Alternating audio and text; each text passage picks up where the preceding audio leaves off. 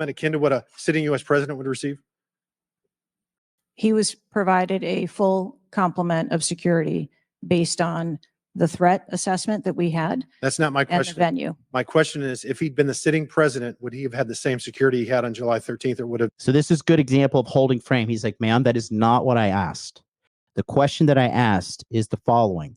Are you going to answer it directly or not? You'll see. Venue. My question is, if he'd been the sitting president, would he have had the same security he had on July 13th, or would have been beefed up? There is a difference between the sitting president. So your answer is he didn't.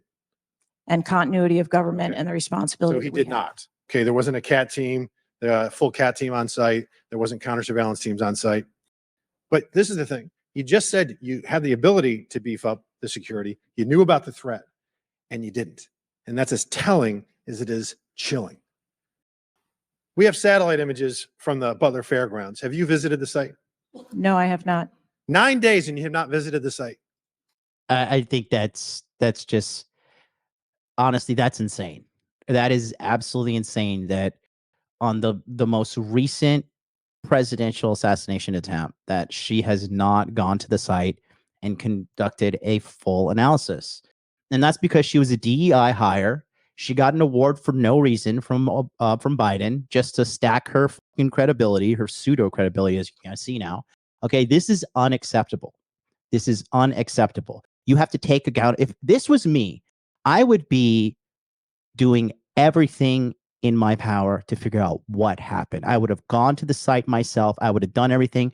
But she's a fat, lazy old bitch who got her job because she was a fucking woman. Okay. Whether it's willful incompetence or just fucking stupidity via incompetence, it's not acceptable. Either way is not acceptable. All right. She should have gone there, and you'll see more denial here. You should have been there that night. Did you talk to that evening? Did you talk to the team, the heroes that surrounded the president? Did you call them that night? They were still operational work. So that's an answer is no. Did you call them the next day? President. Yes, I spoke with. You called them the very next day, not the day of, or was it 72 hours after? I don't know the timeline, but I spoke with them. Okay, because you're under oath. Immediately. I think it was 72 hours after. You waited 3 days. What is immediately clear is that there are a number of structures that need to be secured. Of these, Director, other than the first, immediate 4, what's the most dangerous site that should have been secured? Because security 101, you got to mitigate the high ground. Yes. Okay. Do you know what the next most dangerous site? What was the closest structure to the president, other than the 4 immediate ones that you had your counter sniper teams on? There are a number of structures around that event site. You know who the shooter knew? The shooter has visited the site 2 more times than you have, and he had a drone, and he picked the AGR building. So you said, do you remember in an ABC interview you did that you didn't have people on the roof of the AGR building because you were worried about safety because of the slope? I recall that statement. Okay. Does the Secret Service have written policy you can share with us about? And this is what she said right here. I'm going to zoom in for you guys. That building in particular has a sloped roof at its highest point. And so, there's a safety factor that would be considered there that we wouldn't want to put someone up on a sloped roof. So this is retarded.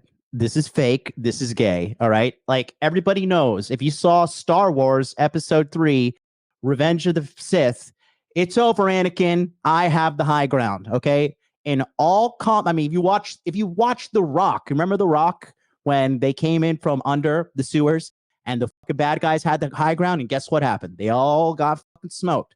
Everybody knows you secure the high ground. So why was this not secured? Why?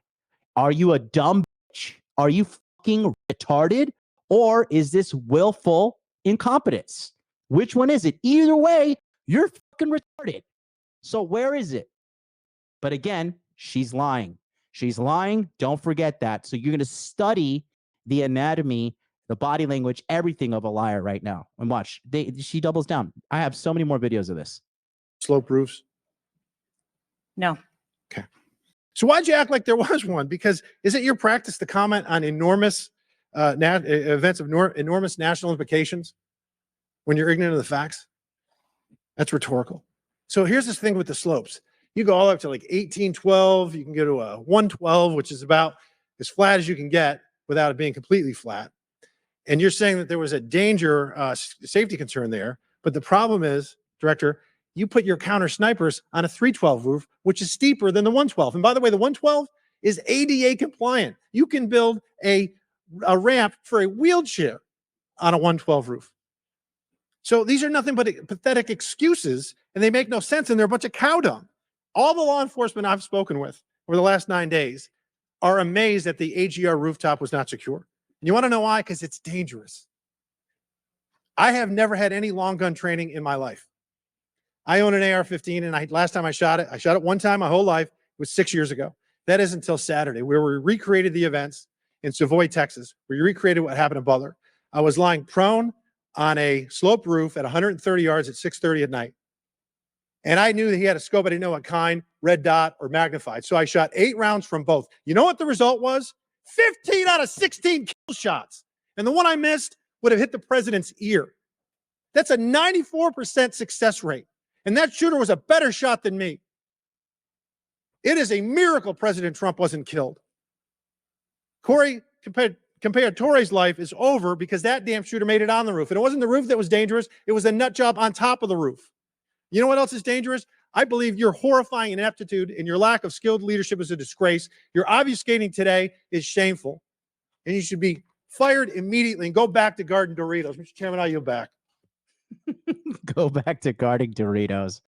I love it. So again, irrefutable evidence, but she's just, these people who are dirtbags, okay, these people who lack integrity, who lack morals, they will lie and lie and lie and lie. They will lie until their soul turns black. Okay, they will not. These liars. Okay, these liars. You have to catch them blatantly, and it is the most amazing. It is this like when you finally get them to confess, like I fucking knew it. You liar. You liar. And let me tell you something too.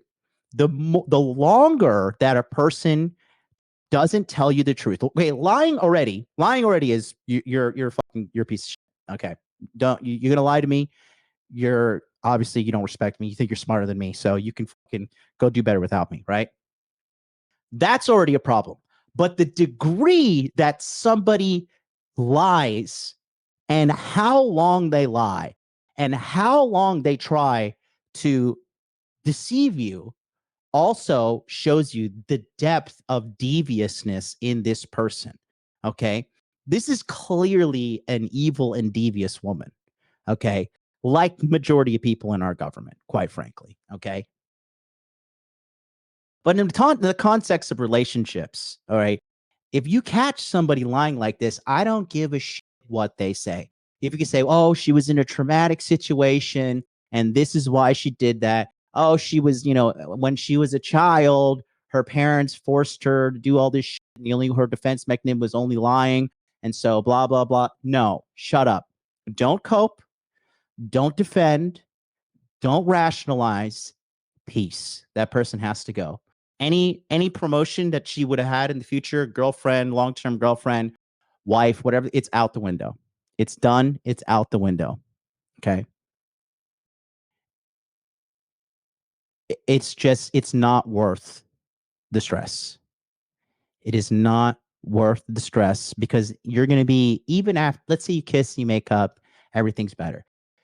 The fact that you're going to have like this little, like burning anxiety in your head, wondering like, what is this fucking person doing now? What else are they lying about? What else is going on? Are they really here where they said they're here? And you could do all the bullshit too that guys do. You can track their location. You can check their phone. You could do all that shit. It's just not worth it. I assure you, it's not worth it whatsoever. You're far better off kicking that person out of your life, taking some time to heal from the trauma, the emotional damage, or whatever the case may be they have caused you. Do what you got to do, hit the gym, eat clean, get some sunlight, get some steps, watch positive, uplifting content like my channel, and, get back on the horse and try again. Because They're not worthy.